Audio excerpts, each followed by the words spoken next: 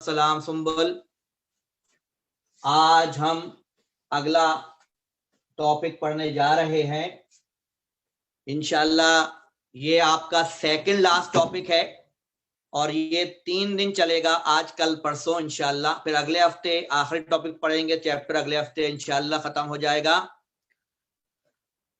तैयारी साथ साथ कर जाएं, जो थ्योरी पढ़ा रहा हूं, डेफिनेशन डेरिवेशन सब करते जाएं। अगर एमसीक्यूज भी पेपर में आए तो भी आपको ये लेक्चर ही काम आएगा, ठीक है, न्यूमेरिकल ही काम आएंगे। टॉपिक का नाम है डॉट प्रोडक्ट या स्केलर प्रोडक्ट।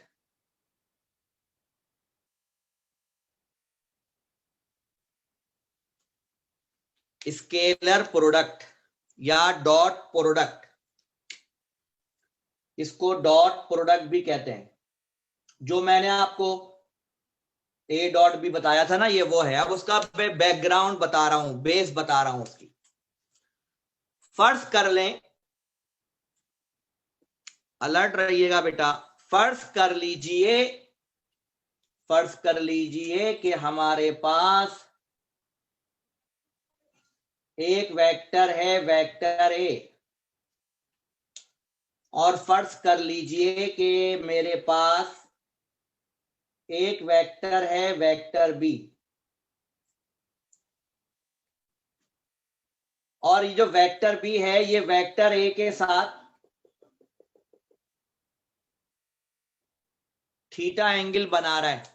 यानी ये ए के पैरेलल लाइन है ना, तो ये एंगल थीटा बना रहा है वेक्टर बी ए के साथ। मैंने ये अलग अलग बनाए दूर दूर करके, वरना अगर मैं यहां बनाता तो ये आपको यहां नजर आता। देखो, जब तुमसे कोई कहे कि इस वेक्टर को इस वेक्टर से मल्टीप्लाई करो, क्या करो, मल्टीप्लाई, तो तुम उससे क्या कहना, रुक जाओ। उससे क्या कहना, रुक जाओ। और रोकने के बाद उससे कहना कि ये बी वेक्टर है, कहना कि बी वेक्टर के 2 टुकड़े हैं। थीटा के सामने वाला टुकड़ा कंपोनेंट बी साइन थीटा, और इसके साथ वाला component B cos theta. Vector B का ये वाला कंपोनेंट वेक्टर ए पर परपेंडिकुलर है, इसलिए इसका नाम रखेंगे बी परपेंडिकुलर। और ये वाला कंपोनेंट जो है ये वेक्टर ए के पैरेलल है, इसलिए नाम रखेंगे बी पैरेलल। क्योंकि वेक्टर को 2 कंपोनेंट्स में तोड़ा जा सकता है, ये रेजोल्यूशन ऑफ वेक्टर में आप पढ़ चुके हो। अब आपसे उसने क्या कहा था, ए वेक्टर को बी से मल्टीप्लाई करो। तुमने कहा रुक जाओ, आप रुक गए। रोकने के बाद आपने इसको तोड़ दिया, 2 टुकड़े आ गए। अब उससे पूछो कि वेक्टर ए को मैं वेक्टर बी के कौन से टुकड़े से मल्टीप्लाई करूं, पैरेलल वाले टुकड़े से या परपेंडिकुलर वाले टुकड़े से मल्टीप्लाई करूं, किससे करूं, उससे पूछो। क्योंकि अगर तुम वेक्टर ए को वेक्टर बी के पैरेलल कंपोनेंट से मल्टीप्लाई करोगे तो इसे कहते हैं डॉट प्रोडक्ट। हाँ जी, इसे क्या कहते हैं, अगर किसी वेक्टर को दूसरे वेक्टर के उस कंपोनेंट से मल्टीप्लाई करो जो कि पैरेलल है तो उसे कहते हैं डॉट प्रोडक्ट। और मेरा बेटा, अगर वेक्टर ए को तुमने परपेंडिकुलर कंपोनेंट से मल्टीप्लाई कर दिया तो उसे कहेंगे क्रॉस प्रोडक्ट। तो बताओ, वेक्टरों को मल्टीप्लाई करने के कितने मेथड हो गए, 2 मेथड हो गए। एक मेथड में या पहले मेथड में हम वेक्टर को दूसरे वेक्टर के उस कंपोनेंट से मल्टीप्लाई करते हैं जो इसके पैरेलल होता है। ऐसे मल्टीप्लिकेशन को स्केलर मल्टीप्लिकेशन, स्केलर प्रोडक्ट या डॉट प्रोडक्ट कहते हैं।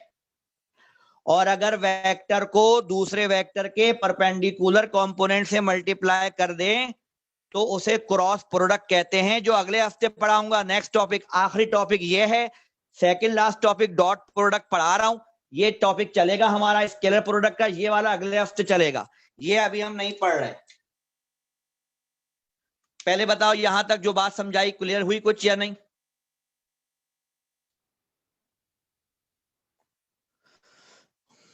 Good, okay. डॉट प्रोडक्ट, तो आपसे कोई पूछे डॉट प्रोडक्ट क्या है, तुम कहना डॉट प्रोडक्ट एक वेक्टर को दूसरे वाले वेक्टर के पैरेलल कंपोनेंट से मल्टीप्लाई करते हैं तो उसे डॉट प्रोडक्ट कहते हैं। ठीक है बेटा, अब मैं डॉट प्रोडक्ट पर थोड़ा सा और बातें करूंगा, थोड़ी सी और बातें करूंगा बेटा। बात सुने, ये हाँ हाँ आएगा आएगा आएगा, मेरा बेटा आएगा। मोइस आई लव यू बेटा, सब्र करो, सब आएगा, 2 मिनट रुक जाओ बस।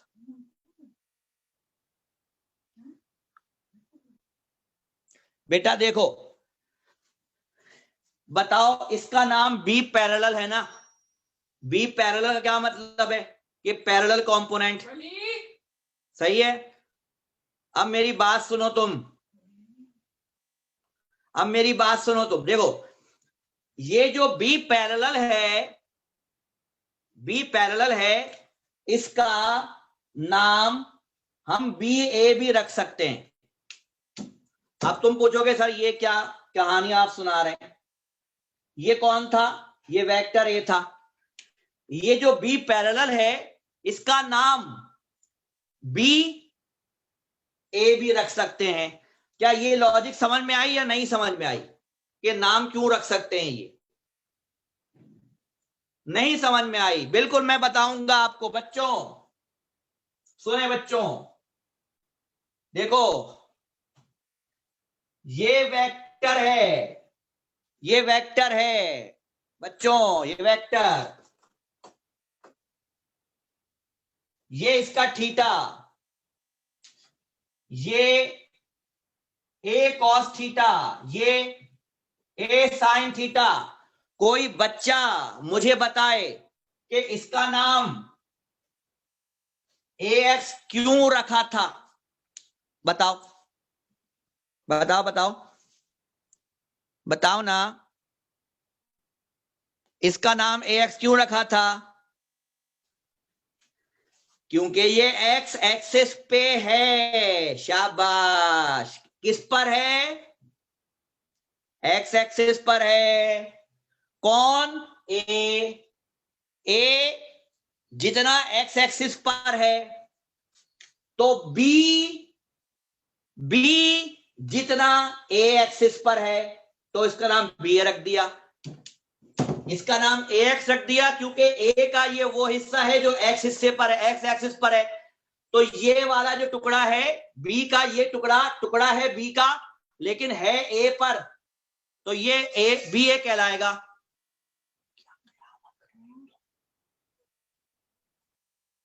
जी बेटा, नाम समझ में आया? इसका नाम बी ए क्यों रखा?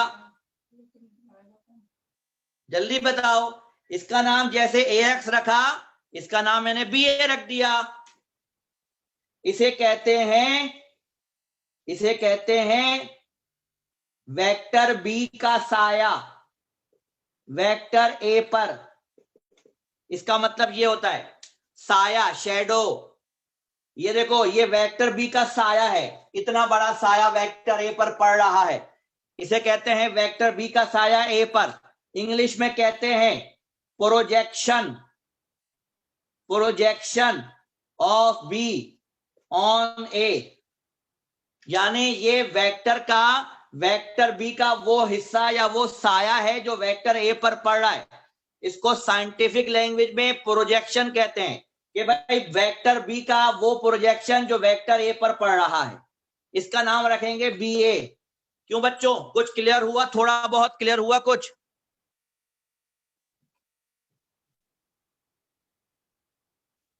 शाबाश बच्चों, शाबाश, गुड गुड। आगे समझते हैं।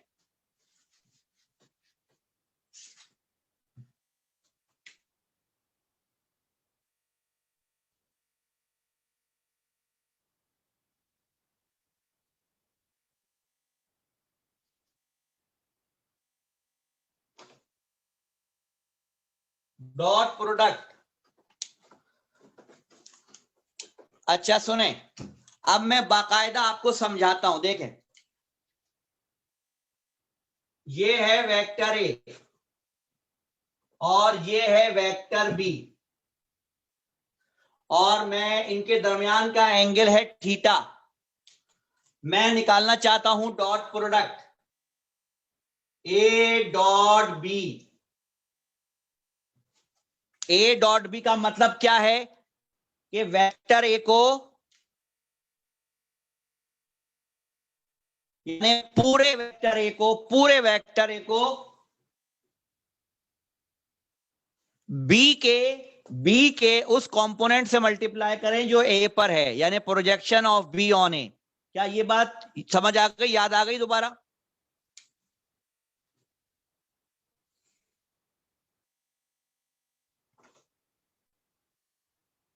अच्छा अब ये बताओ, ये बी है, ये थीटा है, तो ये जो बी ए है किसके बराबर आएगा? ये वाला कंपोनेंट बी कॉस होता है, ये वाला साइन होता है। मैं डॉट कर रहा हूं, डॉट में ये वाला नहीं चाहिए होता, पैरेलल वाला चाहिए होता है। तो मैं जहां पर बी ए लिखा हुआ है वहां लिख सकता हूं mod of B cos theta. तो मेरा बेटा मॉड ऑफ ए की जगह मॉड ऑफ ए आया, बी ए की जगह mod of B cos theta आया। इसीलिए तो मैंने पिछले हफ्ते कहा था, इसीलिए तो कहा था कि ए बी कॉस थीटा को हम प्यार में क्या कहते हैं? ए डॉट बी कहते हैं। अब फार्मूला समझ आया कैसे आया ये formula? A B cos theta, जो मैंने लॉ ऑफ पैरेललोग्राम में और लॉ ऑफ कोसाइन में लगवाया था आपको, तो ये ए बी कॉस थीटा को ए डॉट बी कहते हैं। ये डॉट प्रोडक्ट कहलाता है।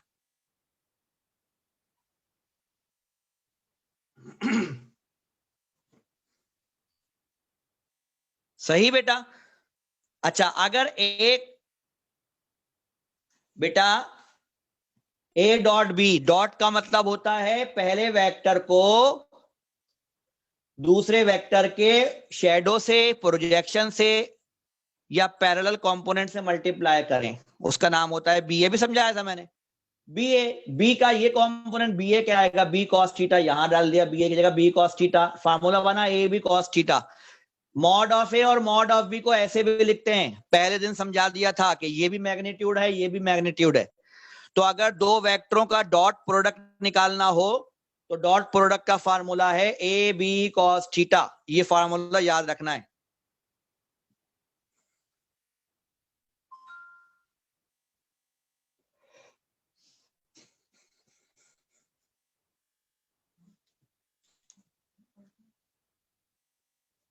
अच्छा देखें,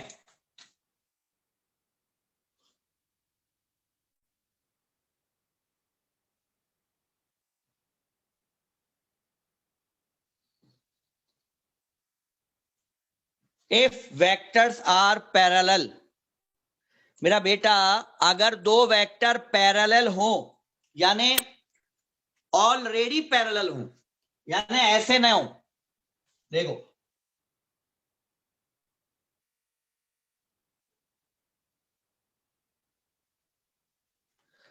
अगर वेक्टर ए और वेक्टर बी पैरेलल हो,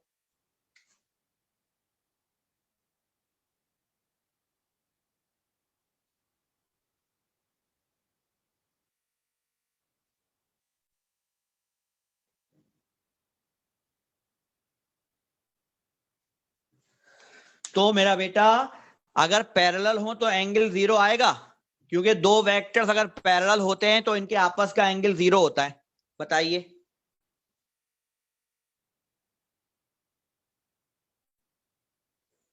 थीटा की जगह 0 आ गया, क्योंकि ये पैरेलल है ना। जब दो वेक्टर पैरेलल हो तो एंगल 0 होता है।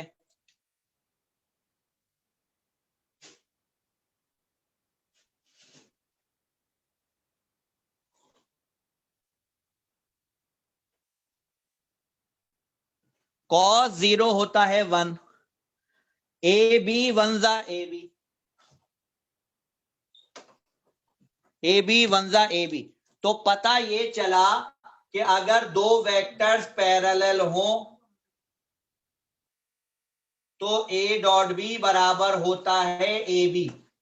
याद रखिएगा, ऐसी सिचुएशन में अगर दो वेक्टर पैरेलल हो तो उनका डॉट मैक्सिमम आता है।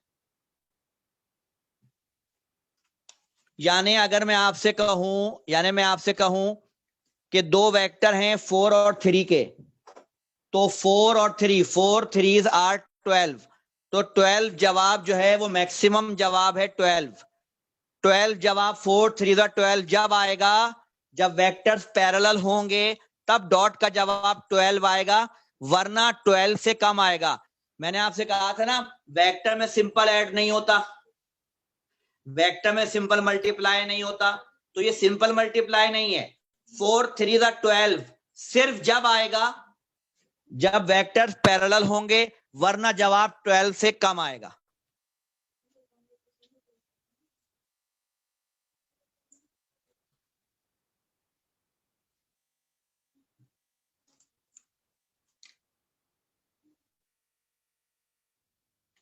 दूसरा केस,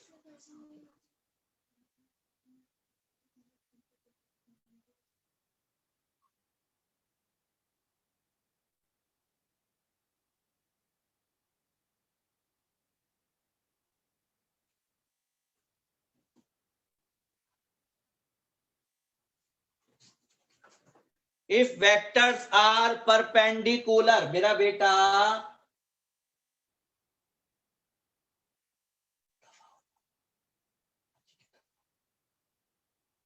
अगर दो वेक्टर्स परपेंडिकुलर हो तो ए डॉट बी बराबर है A B cos theta, A B cos 90, cos 90 है 0, जवाब आया 0। मेरा बेटा अगर दो वेक्टर्स परपेंडिकुलर हो तो उनका डॉट का जवाब मिनिमम आता है, यानी 0 आता है। मिसाल के तौर पर एक वेक्टर है 4 का, एक है 3 का, तो मैक्सिमम जवाब 4 3 12 आ सकता है। अगर वो दोनों पैरेलल हो तो जवाब मैक्सिमम 12 आ सकता है, और अगर वो दोनों परपेंडिकुलर हैं तो 0 जवाब आएगा, 4 3 0 अगर वो परपेंडिकुलर हैं। इसका मतलब है कि ये सिंपल मल्टीप्लिकेशन नहीं है, एंगल पर डिपेंड कर रही है, ज्योमेट्री पर डिपेंड कर रही है। ज्योमेट्री कह रही है कि पैरेलल हो तो मैक्सिमम जवाब है, ज्योमेट्री कह रही है परपेंडिकुलर हो तो मिनिमम जवाब है। बात समझ में आई? तो डॉट का जवाब भी एक सा नहीं रहता, एंगल पर डिपेंड करता है। क्लियर हो रही है बात? इसको नोट्स में पढ़ भी लो। हाँ, एक बच्चा पूछ रहा है साइन क्यों नहीं आ रहा, कॉस क्यों आ रहा है? इसका जवाब कौन बच्चा देगा उस बच्चे को? इस फार्मूलों में कॉस आ रहा है, साइन नहीं आ रहा, क्यों? जवाब दो बच्चों। जवाब मैं दे चुका हूं पहले ही, उसने गौर से नहीं सुना मेरी बात को, इसलिए वो सवाल पूछ रहा है या पूछ रही है कि साइन क्यों आ रहा है, साइन क्यों नहीं आ रहा।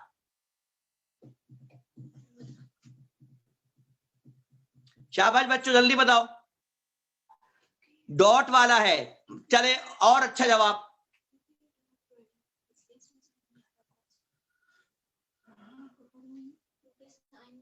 सवाल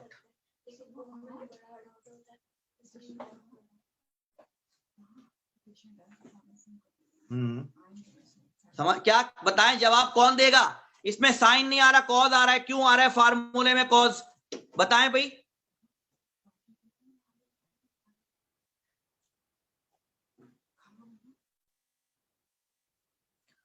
जी बेटा, नहीं आप बता नहीं रहे, सही जवाब नहीं बता रहे आप लोग। इसमें कॉस क्यों आया, जवाब नहीं बता रहे। नहीं नहीं नहीं, सुनो भाई, दोबारा सुनो।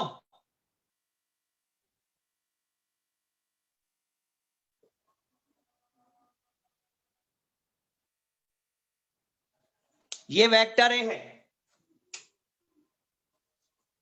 ये वेक्टर बी है, ये वेक्टर ए है। वेक्टर बी के दो टुकड़े, A B cos theta, B sine theta. बताओ डॉट प्रोडक्ट में वेक्टर को दूसरे के कौन से कंपोनेंट से मल्टीप्लाई करते हैं, कॉस वाले के साइन वाले से? किससे करते हैं मल्टीप्लाई? पैरेलल से, परपेंडिकुलर से करते हैं? नहीं, बताओ पैरेलल से करते हैं परपेंडिकुलर से करते हैं? हाँ जनाब, पैरेलल कंपोनेंट से करते हैं। तो पैरेलल में हमेशा कॉज आता है, इसलिए डॉट के फार्मूले में कॉज है। अभी साइन को याद मत करना आइंदा, डॉट में साइन नहीं आता, डॉट में कॉज आता है। क्लियर हो गई? अजान हो रही है, 1 मिनट का वक्फा।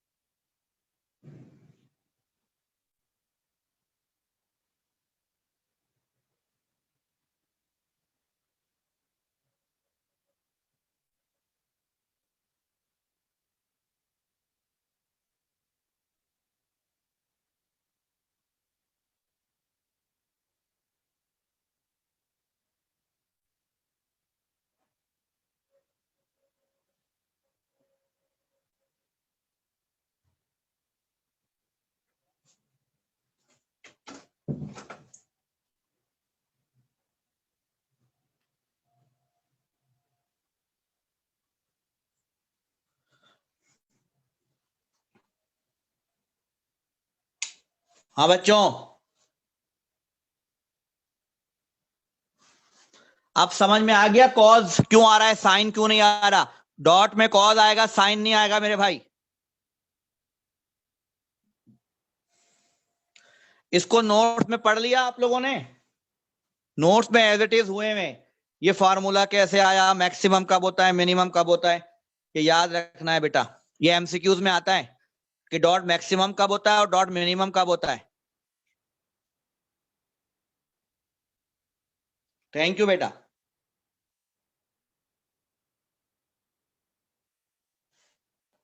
अब इसकी प्रॉपर्टीज सुने।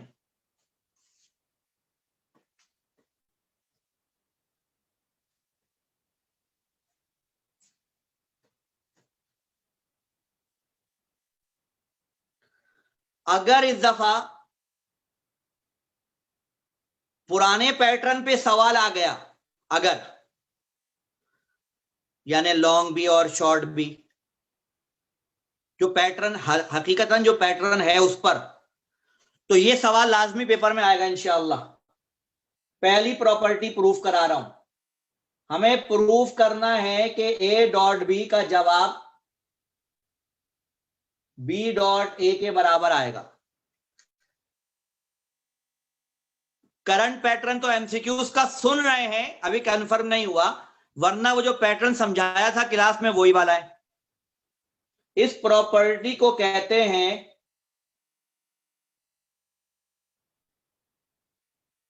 Commutative property.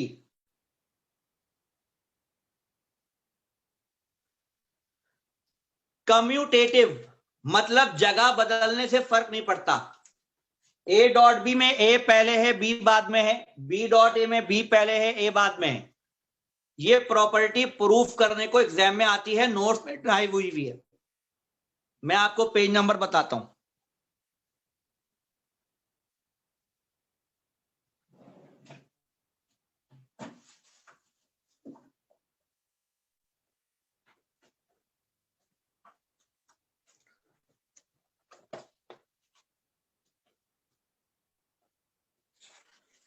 जी हाँ, पेज नंबर 25 पे शुरू है, पेज नंबर 25 से 26 तक है जी।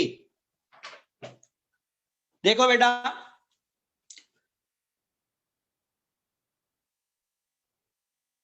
सॉल्विंग ए डॉट बी,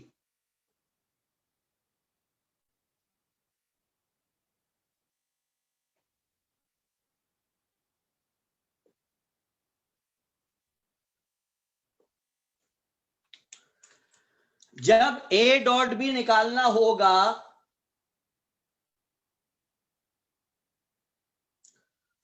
तो मैं क्या करूंगा, पहले वेक्टर को दूसरे वेक्टर के शैडो से मल्टीप्लाई करूंगा।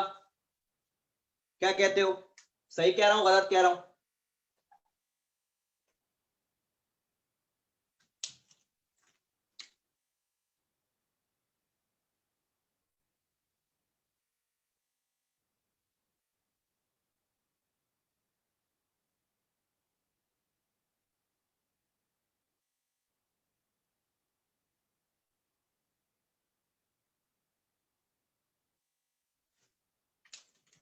ठीक।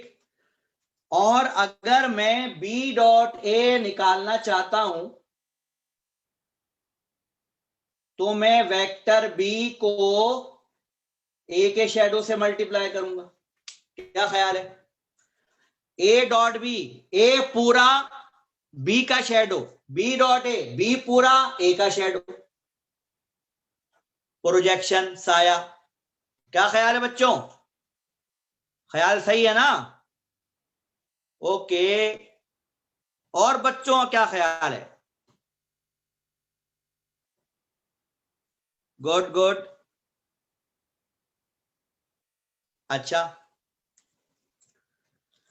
जब मुझे बी का शैडो ए पर निकालना है, बी का शैडो ए पर, तो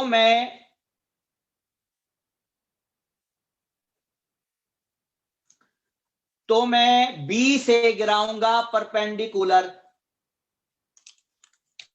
देखो, ये तो पूरा वेक्टर ए है, लेकिन बी का ये इतना हिस्सा बी ए कहलाएगा। समझ आई बात? यानी बी वेक्टर का इतना हिस्सा वेक्टर एक ही डायरेक्शन में है, क्या ख्याल है?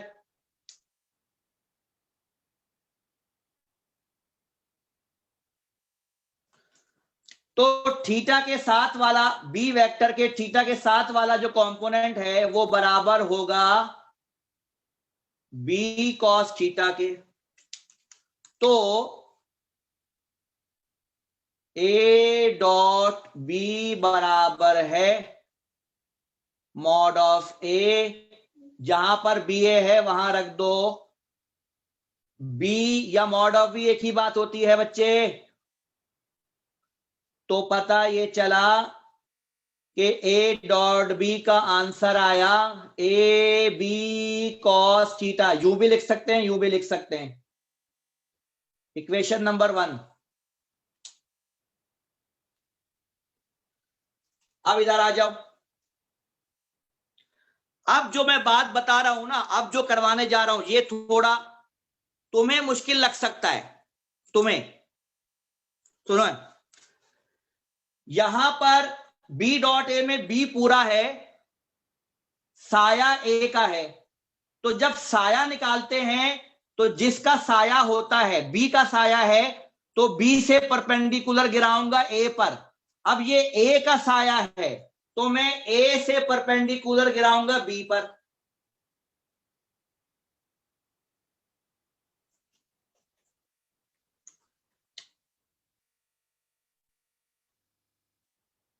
ये तो वेक्टर बी है, ये वेक्टर ए का साया है बी पर। बात समझ में आई या नहीं? देखो, मैंने बी से ए पर परपेंडिकुलर गिराया, परपेंडिकुलर माने 90 डिग्री गिराया, और यहां से ए से बी पर 90 डिग्री गिराया। ये 90 डिग्री का एंगल है, चेक करवा देता हूं मैं आपको। देखो ये एंगल 90 डिग्री है,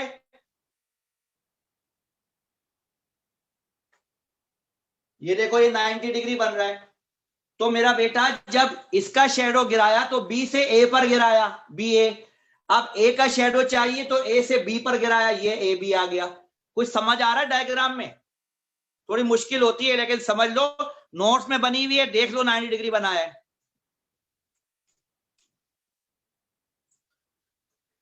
जिस तरह ये होता है बी कॉस थीटा, ये क्या होगा थीटा के साथ वाला ए कॉस थीटा। भाई बी का ये टुकड़ा बी कॉस थीटा, ए का ये टुकड़ा ए कॉस थीटा। तो बी डॉट ए बराबर है मॉड ऑफ बी, जहां पर ए बी है वहां आ जाएगा ए कॉस थीटा। मेरा बेटा इसका जवाब भी वही आ गया, घूम फिर कर जवाब इसका भी वही आ गया। ए बी कॉस थीटा ये भी आया, ए बी कॉस थीटा ये भी आया। तो दोनों के जवाब सेम आ रहे हैं क्या? इन दोनों के जवाब सेम आ रहे हैं, ये भी ए बी कॉस थीटा, ये भी ए बी कॉस थीटा। इसका मतलब क्या हुआ? इसका मतलब ये हुआ कि भाई ए डॉट बी का जवाब वही आ रहा है जो कि बी डॉट ए का आ रहा है। तो ये बात हमने प्रूफ कर दी है। इसे कहते हैं कम्यूटेटिव प्रॉपर्टी, कि जगह बदलने से फर्क नहीं पड़ता। हालांकि इसमें ए पूरा है, शेडो बी का है, यहां पर बी पूरा है, शेडो ए का है, लेकिन ऐसा होने के बावजूद फाइनल आंसर दोनों के सेम आ रहे हैं, फाइनल आंसर दोनों के सेम आ रहे हैं। इसका मतलब है कि डॉट प्रोडक्ट कम्यूटेटिव प्रॉपर्टी या कम्यूटेटिव लॉ की पाबंदी करता है, ओबे करता है इस लॉ को, यानी ए डॉट बी और बी डॉट ए बराबर होते हैं। समझ आ गई बेटा? इसको जरा नोट्स में पढ़ लो, नोट्स में पढ़ लो इसको।